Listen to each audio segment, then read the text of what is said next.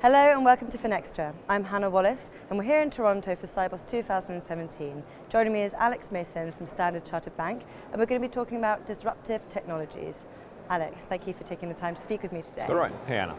Artificial intelligence, it's something you talk about in your panel. How do you think it's helping banks better serve their customers? Banks have data and they have a lot of data. The human intelligence does a pretty good job of processing data on a human scale. But when you get to the scale of data that we're discussing here, which is really a lot of data, then it takes a different tool to process it. And data in itself isn't very useful.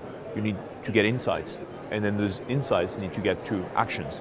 And so the way to get from data to insights to action is to process it, and AI is really the tool to do this on a large scale. Over the last few years, there's been many new technologies emerging. Which do you think are the most significant? So I would organize it in themes. One theme is obviously data. And around data, a lot of technologies have emerged to sort of really process it better and do this on a large scale. I think another theme is mobility. We want everything right now, anywhere, and platforms, mobile channels, mobile wallets are all subsets of the theme of mobility, which is increasingly important to both retail and increasingly corporate banking. And I think the third part is around infrastructure, and it is difficult to talk about technology in banking today without talking about distributed ledger, but this is really about transparency, real-time, certainty, single source of truth, which is a foundational technology applicable to a lot of the above. And what is Standard Chartered Bank doing in this regard?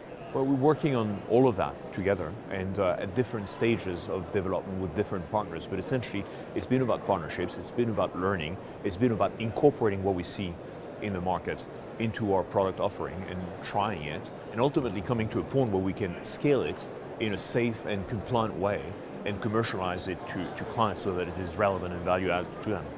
Alex, it was great talking to you today. Thank you. Thank you for having me. Good to see you. And thank you for watching.